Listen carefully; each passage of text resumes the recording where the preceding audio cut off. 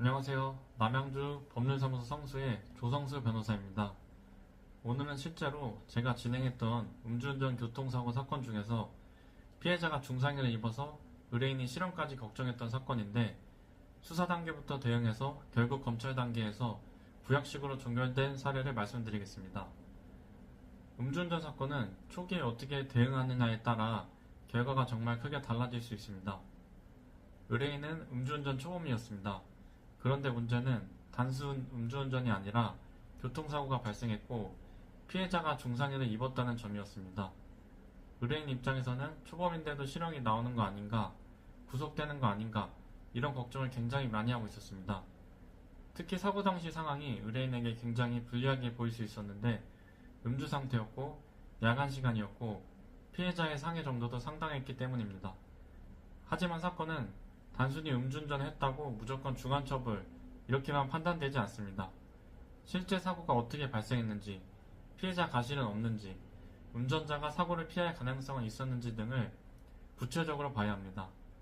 저희는 사건 초기부터 바로 사고 자료를 검토했습니다. 그리고 확인해보니 사고 당시가 야간이었고 날씨도 악천후 수준으로 굉장히 좋지 않았습니다. 또 피해자 측에도 무단횡단 과실이 인정될 여지가 있었습니다. 여기서 중요한 건 음주운전을 했다고 해서 모든 사고 책임이 100대 0으로 인정되는 건 아니라는 점입니다. 물론 음주운전 자체는 잘못입니다. 다만 실제 형사처벌 수위에서는 사고 발생 경위와 피해자 가실도 굉장히 중요하게 작용합니다. 그래서 저희는 사고 경위 분석, 야간 시야 문제, 기상 상태, 피해자의 무단횡단 부분, 초범이라는 점, 반성 및 재범 방지 노력 이런 부분들을 수사기관에 적극적으로 설명했습니다. 그리고 동시에 굉장히 중요했던 게 바로 피해자와의 형사 합의였습니다. 교통사고 사건에서 많은 분들이 오해하시는 게 있습니다.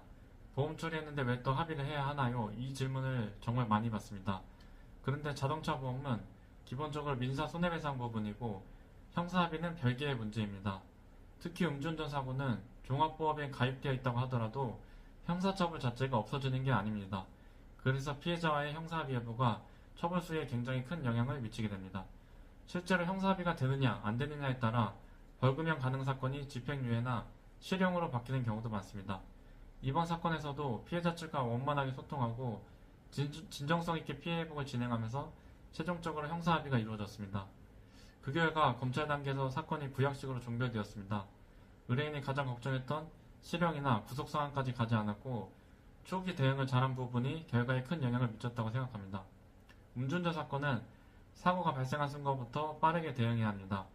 특히 피해자 상해 정도나 사고 경위, CCTV 분석, 피해자 과실, 형사합의 가능성, 보험 처리 방향, 양형 처리 준비 이런 것들을 초기에 어떻게 정리하느냐가 사건 결과를 완전히 바꿀 수 있습니다. 혹시 음주운전이나 교통사고 사건으로 걱정하고 계신 분들이 있다면 혼자 판단하지 마시고 초기부터 정확하게 대응 방향을 잡아보시기 바랍니다.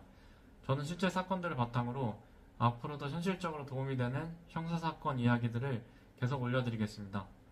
영상 도움이 되셨다면 구독과 좋아요 부탁드립니다. 감사합니다.